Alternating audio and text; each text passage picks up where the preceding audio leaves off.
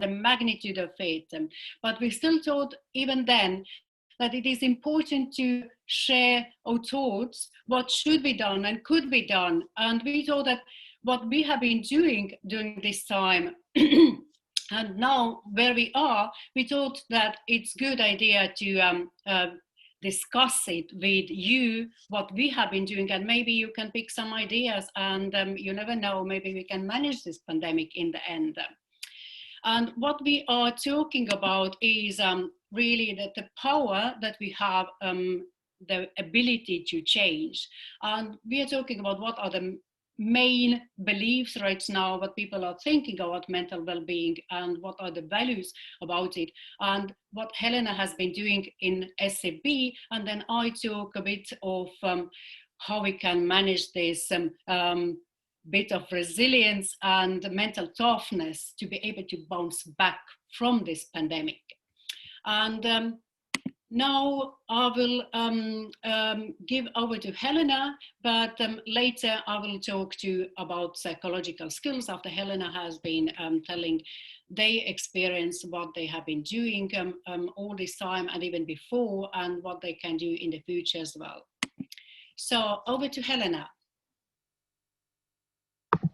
Thank you very much, Annely. Hopefully my video will start so I can introduce myself. Can you hear me? Wonderful. So my role with SEB, I'm Helena Whitmore from SEB, is not within the HR team. I deal with wealth planning and tax matters, which of course is useful for your mental well-being, sorting out those questions. But obviously I'm a person, I care about well-being of everybody around. So it's an area that I'm very passionate about. And I think really by way of background, it's important to bear in mind that 1 in 4 people are likely to be affected by mental health problems in any given year. That's statistic from the charity Mind. So that of course is also 1 in 4 of the workforce. It makes a lot of sense to focus on these areas, not just in your personal life and dealing with what you've got going on, but also in the work life. As 1 in 4 of our colleagues. Sometimes we've experienced problems ourselves, but if we haven't, it's likely to be one of our close family or friends, and that certainly happened in my case. I've spoken to many of you about things that I've seen and experienced and what family members have gone through. So looking again what Mind is saying about what is mental good health, they will say it's you being able to generally think, feel and react in ways that you need and want to live your life. So if something's stopping you from doing that, that is a sign that you need to address questions of mental health. Really having a conversation about it is the first stop. Trying to reduce the stigma and opening up these conversations. By creating a support network and giving people tools when they're well, they're more able to do something about it when tough times come. And that might be because of the pandemic, because of work-related stress, or because of something in your personal life, such as divorce or someone passing away, etc. Looking at this from the work perspective, I've seen a lot more in recent years that companies are starting to look into this actively.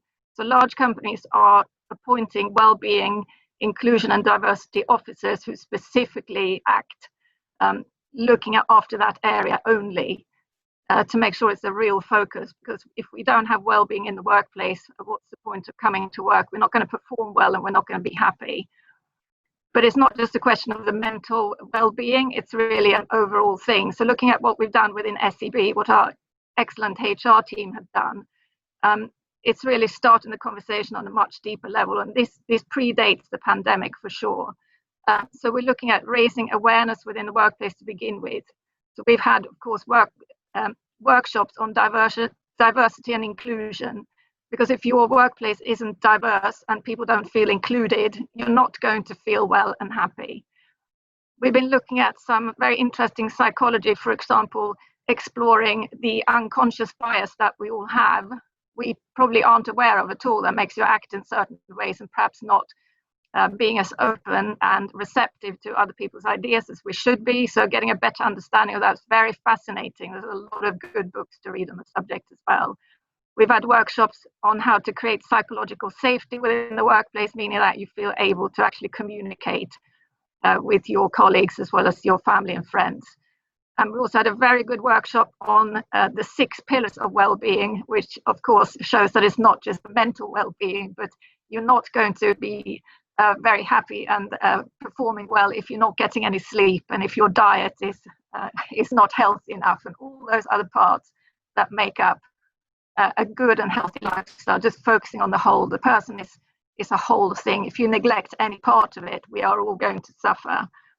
So I think also when we're talking about mental well-being, it's quite important. It's not just the kind of depression and severe anxiety you might think about, but also things like work overload, work-related stress, burnout, etc. It's all within that range, all the way to other conditions from bipolar disorder to eating disorders, which of course have a much more immediately visible impact to people around. But it's all those problems can of course get more or less pronounced depending on how much we talk about it. And I personally think if somebody thinks that they don't know anyone who's suffering from these problems in some way, you're probably not talking enough to people around you, because these problems are there to one extent or another. It's been quite interesting in our workshops when we're looking at this, because when you talk to people, you realize their attitudes to what is easy and normal. How do you feel about a particular situation? It ranges a lot from, I'm a very positive person, I tend to believe positive news if it's given to me, to other people are far more pessimistic. So having that conversation in the workplace, I think, is really valuable to gain perspective on what people are thinking, because the school of thought is very very wide and broad. So that's really setting the groundwork for SEB. So looking at what we've done specifically on mental well-being, things that really promote mental well-being here.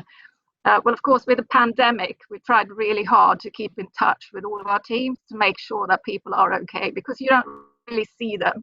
So it's easier to miss signs of problems. And maybe the answer isn't just to bring people back to the office. Maybe we need some more. But we had a very good webinar focusing on how to work in the new normal with a professional speaker who's very inspirational. That's been really useful to make sure everybody can catch up with that. We have yoga and Pilates classes, which of course are also for our physical well-being, but it's also very good to focus the mind, including some meditation techniques that will come into that. We had the pleasure of having a 6-week mindfulness program we could sign up for as part of our SEB Health Week, which was really useful, which again involves people who wanted to spend the lunchtime 6 weeks running, focusing on this and actually doing some of the exercises Annely has given us. We're going to go through later in this webinar as well. Workshops on dealing effectively with change, because of course our workplace is constantly changing, with the pandemic more so than ever, but that's always the case. There are some very useful audio tracks for workplace mindfulness exercises that are provided by Bangor University that I found really helpful as well. And again, as part of the health weeks, we've had various initiatives going on, and it's a way to sort of engage people without that seeming a bit strange. And I think that's quite important now, because I get invitations to webinars and sessions on well-being, from mental well-being to things like there's a yoga session from all the professional associations, the Chartered Institute of Taxation, the Chartered Insurance Institute, and all these other places, law firms, etc., are all doing something about this because they recognize they have to.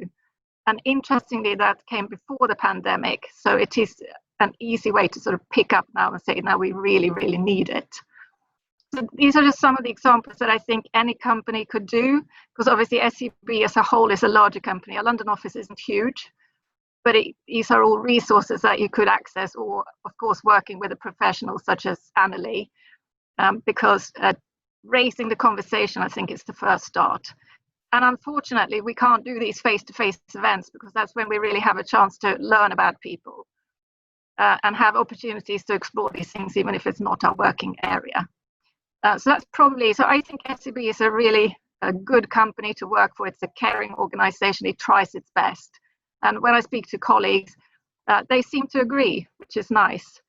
We would have hoped perhaps to go out to more of the member companies to ask about your attitudes and your own experience, which we haven't had a chance to do. But my impression generally, of course, is Nordic companies have more of a focus on this sort of culture. There was a very excellent event, for example, with the Danish UK Association, and also focusing on your life as well. So it is certainly something that is more part of the Scandinavian flat management structure.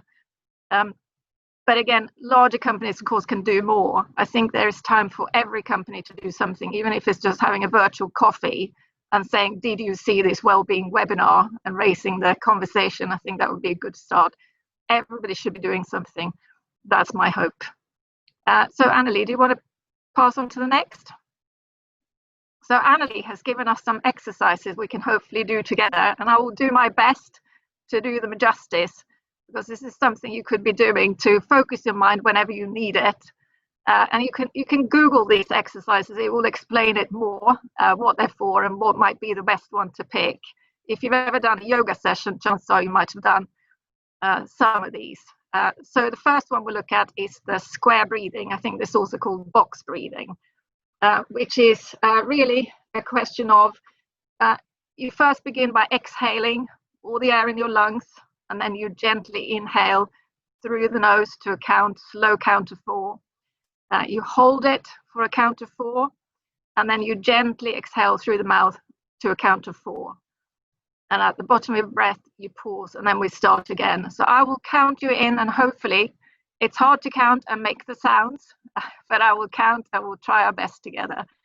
So the square breathing exercise would be starting in, 2, 3, 4, hold, 2, 3, 4, out, 2, 3, 4. We start again. In, 2, 3, 4, hold, 2, 3, 4, out, 2, 3, 4. In, 2, 3, 4, hold, 2, 3, 4, out, 2, 3, 4. Preferably repeat another few times and have a go. There is a second technique which I find a little bit harder to do personally when I try to, which is the 4-7-8 breathing. So now we're going to empty the lungs of air. We're going to breathe in for the count of 4. We're going to hold for the count of 7, and then forcefully making a sound, you will exhale to the count of 8. So again, we'll repeat the cycle a few times. So I will count you in, and I can see Annely doing the breathing. Thank you very much. So empty your lungs, then in, 2, 3, 4, hold, 2, 3, 4, 5, 6, 7, out, 2, 3, 4, 5, 6, 7, 8. In, 2, 3, 4, hold, 2, 3, 4, 5, 6, 7, out, 2, 3, 4, 5, 6, 7, 8. And carry on that way. I find that a little bit more challenging, but it's certainly a worthwhile doing. I think it really does focus your mind, because you have to concentrate just a little bit harder than the box breathing. And we've got one final exercise, which is really belly breathing. And let me see if I can find my instructions here to make sure I've got it right. So we're going to sit comfortably. You put one hand on your chest, on your belly, just below your ribs, and the other hand on your chest. Take a deep breath in through the nose and let your belly push your hand out to the count of 8. And your chest shouldn't be moving, just your belly. And you keep your breath for 4 seconds, and then you breathe out through pursed lips as if you're whistling. So, and you count to 8. So then you feel your hand on your belly go in, and you can use your hand to push all the air out, and then you hold your breath for 4 seconds empty. Then you could do this 3 to 10 times. You take your time with each breath and notice how you feel afterwards. So I find this, Annely thinks this is an easy one to do. I think it's actually quite hard work, because that's quite a long breath. but I will try and count you not too slowly. So we got in, 2, 3, 4, 5, 6, 7, 8. Hold, 2, 3, 4. Out, 2, 3, 4, 5, 6, 7, 8. Hold for a bit, 2, 3, 4. In, 2, 3, 4, 5, 6, 7, 8. Hold, 2, 3, 4. Out, 2, 3, 4, 5, 6, 7, 8. And repeat as many times as you like. So I think they're all useful to do when you feel very stressed and actually center yourself, but as part of a meditation exercise as well, they're all worth doing. And that is an example of the sort of thing that you would do in, for example, a mindfulness workshop or any kind of meditation exercise. So really, from the non-professional among us, apologies if my voice isn't yogic enough, but there are some excellent audio tracks you can do as well to really help you with that. Thank you. That's it from me. Thank you so much, Helena. Very great exercises. And I go back to this relaxation technique just to say why it is important. Because all what I'm going to talk about is brain power and how we are able to change. This is again about your brain. How these relaxation techniques actually work is you start breathing slowly and doing your breathing exercises to keep your breathing like very normal and very slow and very like positive. And your brain, at the same time, when you are breathing slowly, your brain is perceiving this understanding that you actually are feeling relaxed. And this is why it sends you the messages to all your body that you are relaxed. This is where your feeling of relaxation and stress reduction actually comes from. It's not the breathing exercise on its own, but it's the brain that works with you. And the middle one that Helena said that it's quite difficult, 4, 7, 8. This is when you do it during the day, it helps you to relax. But when you do it in the evening, because you can't get sleep, then it helps you to get sleep. And belly breathing, although again, it might feel a bit difficult if you haven't done it before, but this is especially useful because you are using your full body to get your air inside and outside fully. So you are using the maximum capacity of your brain to inhale this oxygen from your bloodstream that comes in. So, and we continue with our brain power, which actually gives us the possibility to be mentally tough. And this mental toughness is one way of beating stress, anxiety, and avoiding any time going to depression. And I have this model of mental toughness that includes your internal strength and also your external communication, how you exchange your communication with outer world, and also your positivity, how you see life, and also resilience, how you are coping with life difficulties. And it consists of 4 C's: confidence, control, commitment, and challenge. And we are going one by one and think and analyze how we can use all of these to get mentally strong, mentally tough, and be able to beat this pandemic and avoid any stress and anxiety. And so let's start with confidence. That is your internal confidence, how you feel about yourself, and how you're able to communicate this confidence to external. And one way of getting more confidence or becoming more confident is positive thinking. There are many other ways, and all what I'm talking about are only one set of examples. There are many more, but now we go about this cycle. So positive thinking is one way of becoming more confident, but it also has like many other benefits, as you can see from the list, and you have most likely heard of this. And so one of them is obviously lower rates of depression, and this includes anxiety and stress as well. But it's not so easy to think of positive thinking when we are not used to think positively. You know this glass half full or half empty exercise. So the glass is always only half filled with water. So it's the general situation with the glass is the same. It only depends on how we see it. And some people see it half full, as Helena said, that she is the positive person, she sees it half full, but not everyone necessarily feels it such a way. And how we can change it so quickly to change from negative thinking to positive thinking. And if you think of your thought process and something that you want to change, for example, you start to think like more positively, but you can't become just positive person overnight. You have to start from one thing. And if we think, for example, I want to be more positive and I believe that I will become more positive if I have like better and healthier lifestyle.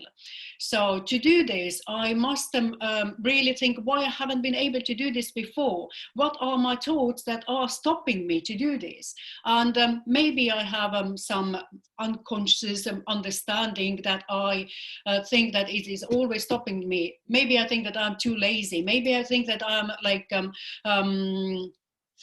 I'm not just having energy enough, or whatever the reason is. And these are only thoughts. These are your thoughts that make your brain believe that you are not able to do this. But if we see what the positive thinking actually looks like, for example, if you take the same idea that I want to have healthier lifestyle, but I wasn't able to practice it just before because I have never done it before, or I just think it's too complicated, or I'm too lazy. But now when you catch these thoughts, what your self-talking is telling to yourself, maybe it's not true, maybe it's just the thoughts. And if you see it from the other side, you may write it down, this thought, when you catch it, and see it from the other side. Maybe you can just conquer it and say it from a positive side, what I can do to change my lifestyle, what's possible to do. So I just look it from a completely different angle.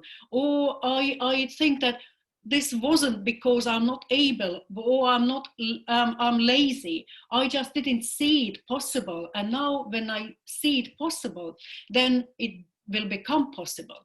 But now, not only with the exercise that Helena was doing about breathing exercise, we are trying to do this as well. Try to catch one thing that you think that you are still in a more negative side of thinking. It might be related to pandemic, it might be related to stress, but it might be related to anything, your family, your diet, your lifestyle, your work, whatever it is. One negative thinking that you think that you haven't been able to change before, and think of it and catch your thoughts that are stopping you to do this. You can write it down, you can just think of it, and then see what is the opposite possibility, how you can change it in the future. Just think of it for a couple of seconds.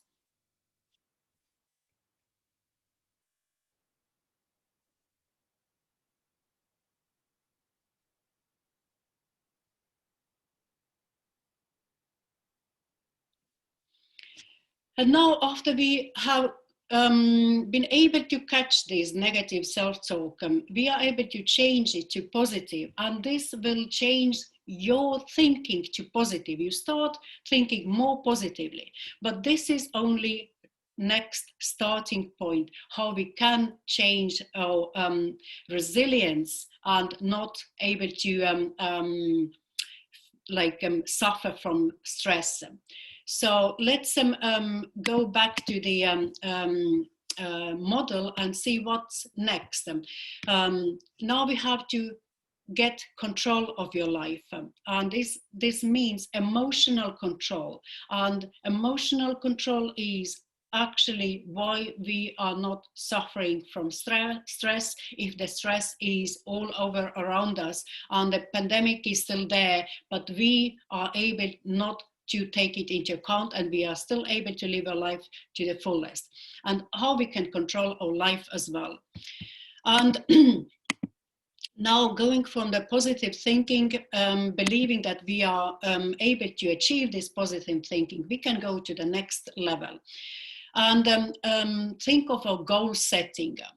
So not to be able to suffer from stress, we have to have our own life really folded out perfectly, and we have to think of the big picture. What do you want to achieve in your life?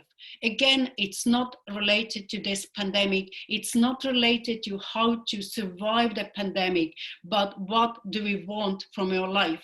Because life goes on after this pandemic. The pandemic will stay here, but it will go slower and slower. The vaccine will be here, and also it comes back every year. So we just have to live our lives with this pandemic, with this virus. So we have to set out the big picture. What do we want from our life? And this, again, it's not only the thought, you have to write it down. You don't have to do it right now. We will do it later. And then later break this big picture into smaller and smaller targets. Like, what do you want? If your life goal is about a 10 years goal, then you write it down into like targets, like year by year, and then month by month, and then even week by week, how to achieve these goals. And then once you have your plan, then you start working with this plan to achieve these goals. So it's easy to say, isn't it? We are making these plans every year. Starting of the year, we are having all sorts of promises and plans, what we want to do and what we want to achieve. But after some time, they are all forgotten because we are too busy, we have other things going on. So this is why we actually have to set the goal like very, very smart. It has to be specific, and you have to be able to measure it, and it has to be attainable, and it has to be relevant to you, and also like time bound. As I said, like every single task has a deadline when you have to achieve it, and if you didn't, then you have to change it. So you have probably all heard about the SMART goals, and probably used it as well. And some other tips about like setting goals, when you now start actually thinking realistically about your goals, how to write them down, and to keep them, to keep your life under control. So you have to set each goal as a positive statement. Never say that I don't want to do this, or I want to no, mentioning like negative side of the statement. Always say, I want to do this, I want to achieve this, I want to become this, I want to do this. And be very precise. This goal that I want to have good life is not enough. You have to be very precise, and you also have to set priorities, because if you have many goals, if your goal is like quite big, you have to prioritize what is most important, how to achieve them, and not just only like I go like all the same time with all my goals. And as I already mentioned, you have to write them down. They have to be in writing. And your operational goals, like daily plan has to be like really, really specific, and you have to be able to achieve this, not only like your outcomes, but also performance. What did you achieve one day? So, and they have to be realistic. You have to be able to achieve them. They can't be like you are just like dreaming of something that maybe it will become true. It doesn't. You have to be setting it realistic. So you need to achieve this for yourself. And when you start achieving your goals, then it's important to always assess them. If you achieved your goal like too easily, for example, then you have to like set it a bit more harder, so it's not so easy, so you don't give up your goals because they were too easy. Or if they are like too difficult, then do the opposite, then just like make them more achievable and a little bit easier. But if you learned something during your achieving your goals, and you think that this is really important and that makes you change all your goals or aims, then change them. Or if you just realized during your getting your goals realistic, that you realize that you lack skills, for example, you don't have certain skills to achieve them, then stop it for time being and try to learn something that you were missing, or change your goals, whatever, but you have to keep them like realistic, that you are able to achieve them. And now after going through all this like goal setting, try to find one big life goal. It doesn't have to be 10 years goal. It can be 5 years or even 2 years or 1 year goal, but it has to be like quite big. Try to think of one. You can write it down on your paper, you can write it down on your phone, or you can just think of it, whatever you feel like is best way dealing with this right now. But think of your life goal. You don't have to tell me or anybody else what it is. Just keep it yourself, but have it in your mind. And I give you a couple of seconds to finalize your life goal. And I'm doing the same.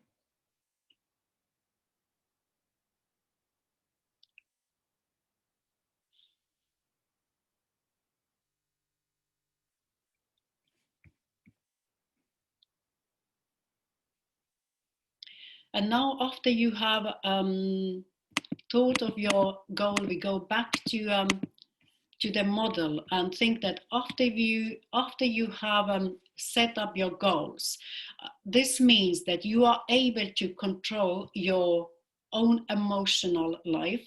You don't have to be affected by the pandemic if you have your own life goals set. And you also have your life under control. You don't have to become a control freak. This is not what I mean, but just to have under your control, that not the pandemic is controlling your life, but you are yourself. And this is why it is so important. But now we have to go even further and using your mental power even more. Because this is now like when you were thinking of your goal, it is your goal, it is in your mind, you may always wanted it, or you just thought of it now, but it's still your life goal, it hasn't been achieved. So how can we become committed to the goal, and how we are oriented to the goal, and how we achieve these goals? So now when we were just thinking of our goals and writing them down and making them very specific and trying to achieve these goals on a paper or on the mind, I remind again that it's we have done it so many times. We have done it every start of the year and promised many things that didn't happen because we just were not able to be committed to these goals. But how can we be committed and more committed to these goals? And we can use for this visualization. And visualization is not like some magical thing. visualization is something that has like long ago been incorporated by all businesses. They all have visions, and vision is the same. The company vision is the same as this, what I'm talking about right now, which is visualization technique. It comes from the same idea. And now we can use it in a personal level as well, but also a business level. And many businesses are doing this in a very technical way, visualizing their visions. So, and visualization technique have been used like for ages by many successful people, and they achieve what they want to achieve. And how does it work, and why does it work? It activates your creative subconscious, which will start generating the creative ideas that you can achieve your goal. And again, I remind that your brain is so well manipulated that you can manipulate your brain like a lot. And subconscious there is something that works with it very well. And also it programs your brain to be more readily perceive and recognize this resource that you need to achieve your dreams. So for example, you didn't see some things before, but suddenly you start like looking at things that you completely dismissed before. And it also activates the law of attraction. The law of attraction is very like gray area, and some people think that it might be just like some magical thing as well. But how it works is, for example, let's say that you wanted to be a more positive person, and you actually achieved your goal. You became a more positive person. And when you're a positive person now, converted from a negative person, you start to communicate with more positive people. So all your social circuit changes, and you are like going to new social circles. You will be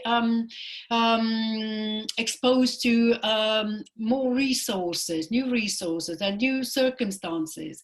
And this all helps you actually to achieve your goal much easier.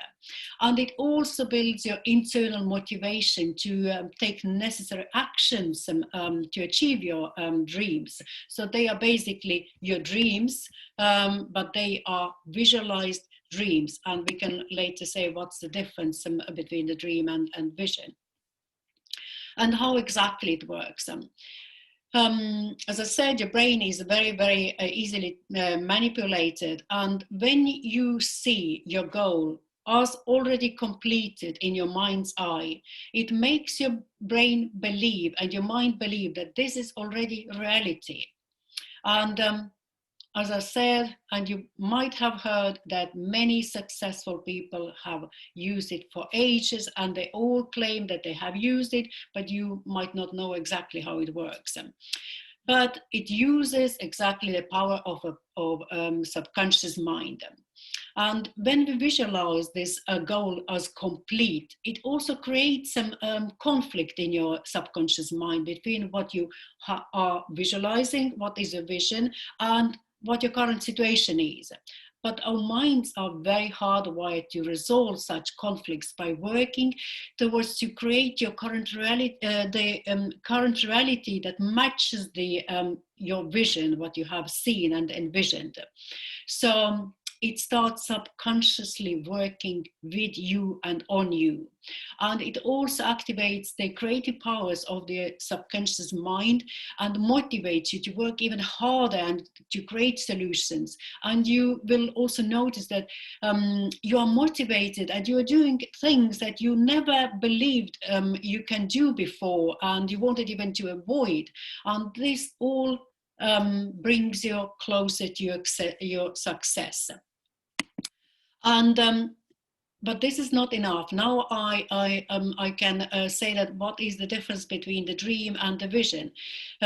Dream, or if you want to you are in danger to become a dreamer, you will be tempted to live in a dream all the time or as much as possible. But this is not the case, so don't do this.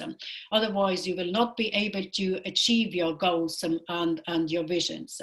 You have to choose like one certain time of the day and really live most of your day in reality, and only think of your goals or visions for 10 minutes a day or twice a day. And you have to think of them really, really specifically, be in your vision for 10 minutes and then come back from the vision to reality. And you have to be present instantly. So when you go to your vision, you have to be there just with a fingers click, and when you finish, you come back to reality, and you can even pinch yourself if you are back to reality. And the reason why you have to be like living most of your life in present is that there's a saying that today is a gift, and that's why it's called present. And that's really the case. You have to use visualization like for these minutes per day to visualize your aims, and then come back to reality and start working with your plan. This is the plan. And now we are actually trying to use this visualization technique. So, and I'm not telling you before, I'm telling you like all the time what we are going to do. So we start with this.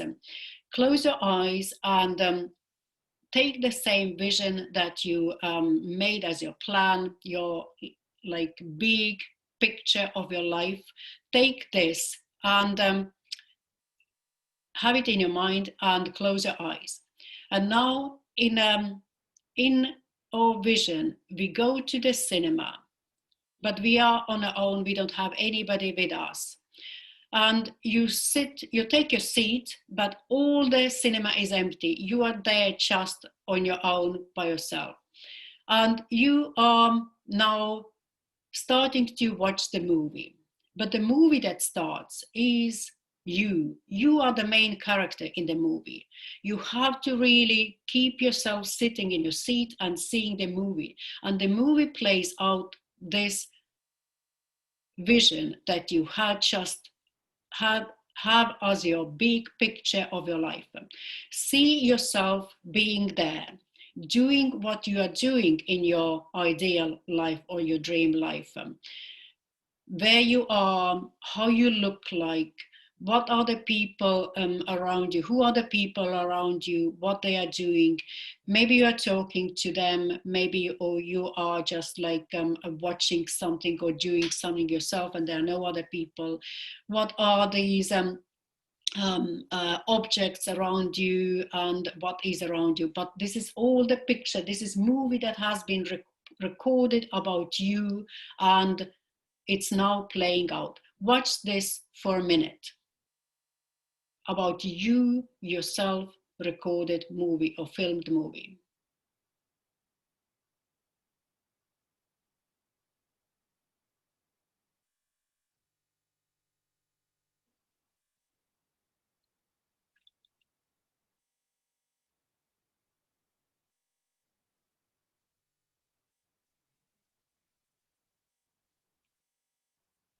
And now, while you are still watching the movie, stand up from your seat and go behind the screen. There is a door.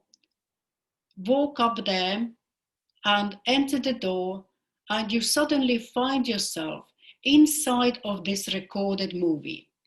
You are now inside of your dream life or your vision or your big picture of your goal. You are there, but you continue from exactly the part where you left watching it.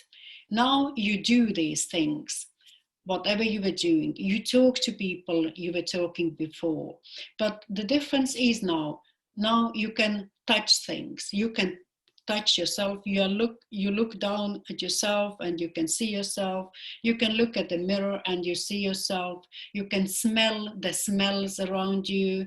You can feel the feelings that people are feeling. You can look at the people's faces, and you can touch the people, you can touch objects, you feel how they look like. So it's all the same, but you are there in your own movie made about yourself. And continue doing what you were doing again, and let's have this vision for a minute and continue being in your dream life.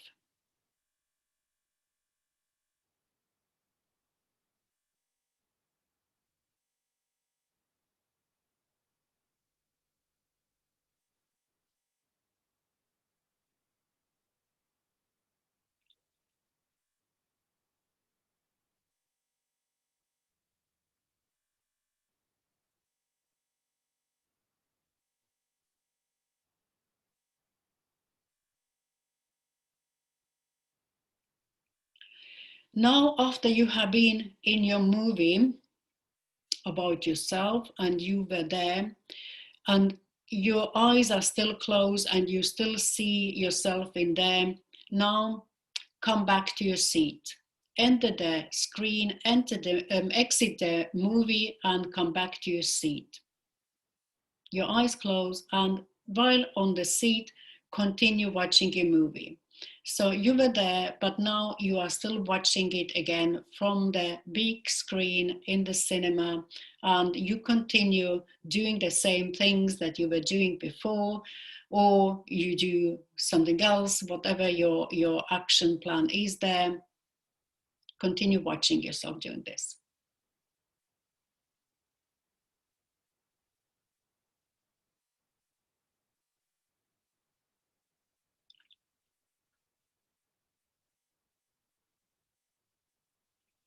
And now, while still watching the movie, take your hands and put your hands like around the screen, like the size of the screen from your seat, and imagine that you can squeeze the screen between your hands.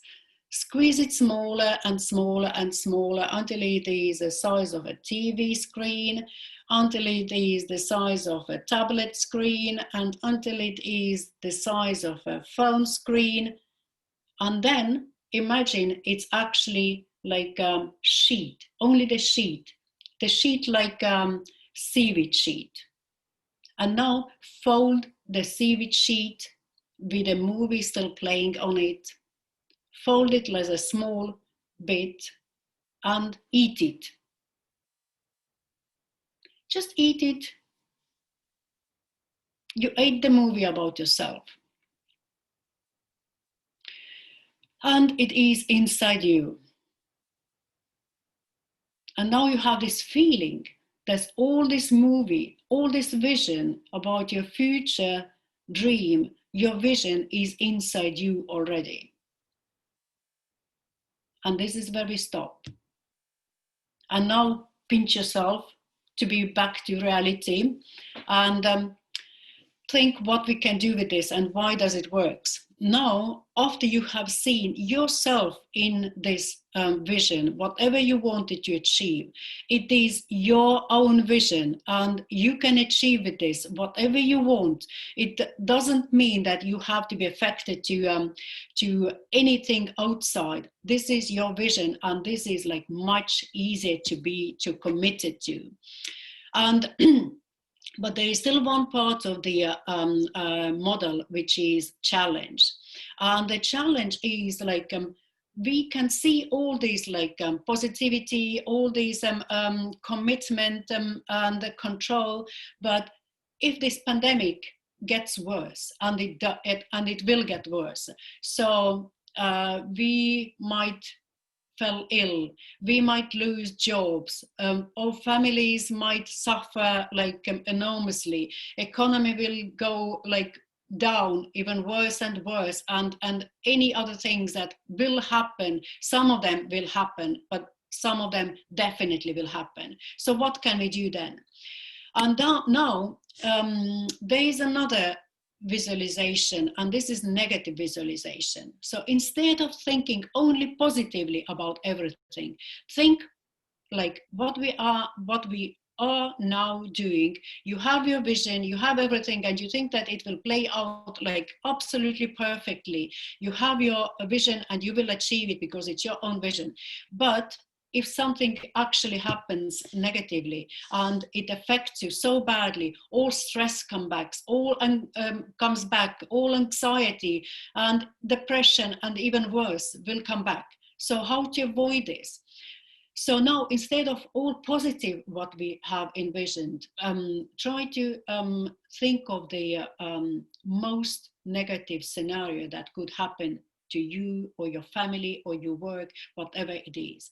Just try to imagine it. And now we are not going into this vision. You can see it in your mind's eye, only playing out in a cinema. And if you find it like too difficult to think of yourself being in this movie, then think of somebody else or like other people there, and just like then later think that it could happen to you as well. The same, that only negative side of the story or very negative outcome of it, what can affect you, what you are not prepared of, what you can't do, what you can't avoid. Nothing at all. It just happens, like this pandemic happened, or like for example natural disaster happens. And the key idea of it is that if you see this in your mind happening now, and you have to feel it happening now, your mind, your brain understands or thinks or believes that it is actually happening now. And because we learn all the experiences we have had and always have had, and our brain starts thinking that this already has happened, and you have the ability to cope with this. You have learned how to do this, and now when it actually happens, you are able to think clearly what is happening. Because when it's like only on your mind's eye happening, you are at the same time able to think what you can do instead of panic, and you can also prepare what you can do beforehand, so it wouldn't happen or it wouldn't affect you so negatively. So this negative visualization is used like in, for example, in cognitive behavioral therapy to change the behavior of people, and of when we want to be achieved or change them, and why it works, and how it makes you stronger. For example, you can prepare, and you can even prepare beforehand. And also you can really imagine the negative things happening, and your brain is used to it. And you remember the saying that what doesn't kill you makes you stronger. It's not always the case. Sometimes what doesn't kill us doesn't make us stronger. But if we play it in your mind, in a vision, it is the case that it makes us stronger. And for example, again, this has been used for ages for many successful people. And for example, Marcus Aurelius always said that every morning he told that all the people he's going to meet are like ungrateful, arrogant, dishonest, and jealous, and so on. So when he met them, he knew exactly how to deal with them. So this is the brain power we taught today about, and you have to think of your confidence. So you make yourself seeing things positively. You think of your control, you set your plans. You think of your commitment, and you visualize your life plan and big picture, and you will be able to achieve it. And you also make yourself be able to bounce back from challenges, bounce back from crisis, bounce back from pandemics, from anything at all. But you have to do this cycle all the time, and not to do it only once a week, every day. And it's really easy. It's very small, but you just prepare it and you continue doing it, and you will achieve your goals. And no adversity will affect you anymore. Thank you very much, and I hope you had some ideas from Helena what businesses can do, and businesses can also use these techniques to make the visualization much better, to be able to achieve the business aims. And yeah, so but these, as I said, are only examples, and there are much more that can be done. So thank you very much for listening, and you are most welcome to ask any questions now or by email later or anytime, and you can also type your questions. Thank you, Annely. This was very interesting, and I hope everyone else thought it. As Annely said, please, you can ask questions here. We have one question, and I think I know the answer, but the slides, they will be available, Annely, that's correct? Yes. Yeah. Also, the recording will be available on the web pages for the Finnish, Danish, and Norwegian Chamber. So, everything should be sorted. Any questions at all? You have been very good at explaining, Annely. Very thorough. This is what I wanted. I don't want to give you a theoretical understanding. I want you to actually have a tool and technique to use, because this pandemic now that will be playing out in front of us for next 6 to 9 months is not going to be easy. It's going to be worse than the previous 6 months. So, but yeah, please don't hesitate to ask questions later. Email me, contact the chamber to ask any questions, and you have the slides and video as well. Okay, we have Gunnar. He would like he had a question.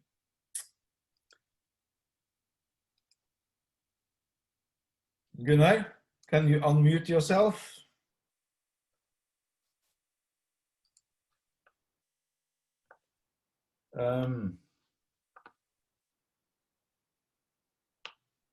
Okay, I cannot hear it. Can anyone hear Gunnar?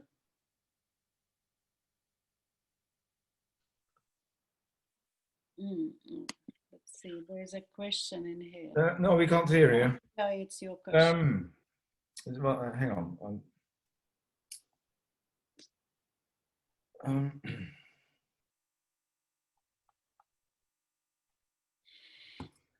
We have a technical person.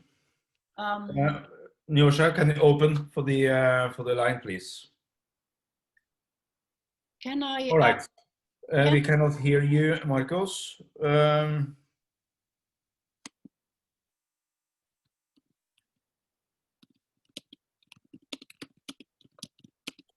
I personally find meditation really difficult. Like, I cannot just think of nothing and sit in silence. Do either of you have a tip for that? Yeah, well, I have a tip, yes. Meditation is not thinking of nothing. Meditation is thinking of something. That's the difference. For example, I have a tip. Close your eyes and imagine a green leaf in front of you. This green leaf must be as realistic as it possibly can be. Like, take an example, take the leaf from the tree and keep it and look at it, and then just imagine it in your vision, and imagine it like what color it is. Try to imagine how it feels, the texture of it, if it is moving or if it is stale, and everything about it. Just explore this leaf. It can be done only not your eyes closed. It can be done also in like reality. You can take one leaf and actually explore it in your hand from every single aspect, everything that is around you. But I can maybe post them one meditation at one point later, maybe tomorrow. I can post them something like a very meditation exercise, and so it's very, very clear explanation. Is that okay?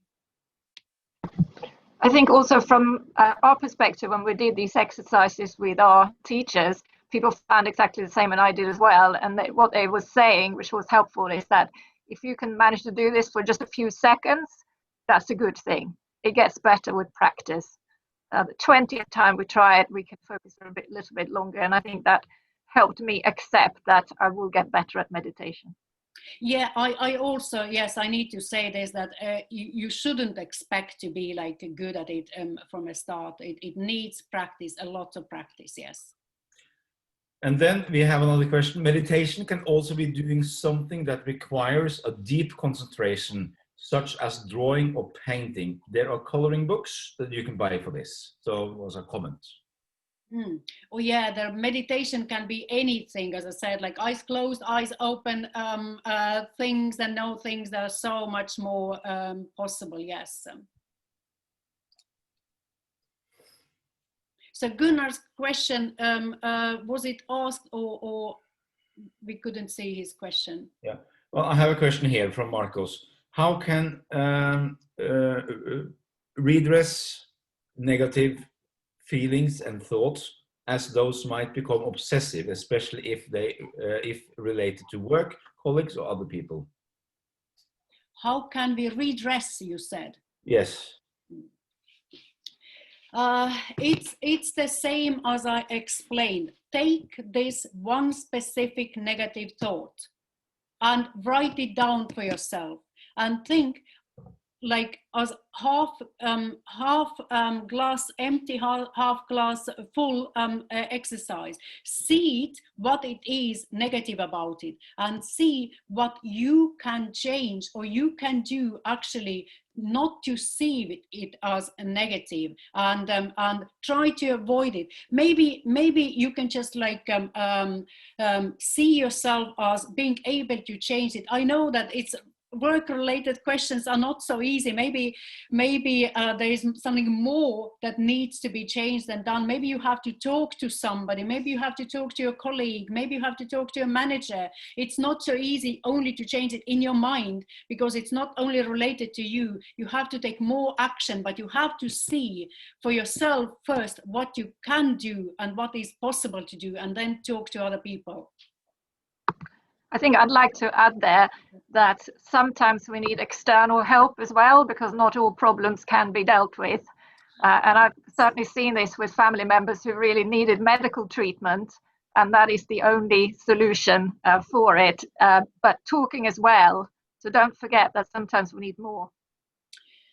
Yes, so this is really, really important. This I find about myself when I am in a difficult situation myself, and I feel that stress is building up, or whatever the feeling is, just like uneasy feeling, I have to talk to somebody about it, and you start feeling like much better. And sometimes it helps you if you just talk to your family, if you talk to your friends, if you talk to your manager, but sometimes you really need to talk to a professional. Yes. Okay. Any more questions? If not, as Annely said, please send an email if there is any questions you have later on today or later on this week. The slides will be available. I think they should be sent out. If not, for download on the web pages, the same as the recording. So, Annely, thank you so much for a very interesting webinar. And for Helena as well, thank you for participating. Very, very useful. And for all of you, have a great rest of the week, and we speak soon. Bye-bye. Thank you so much.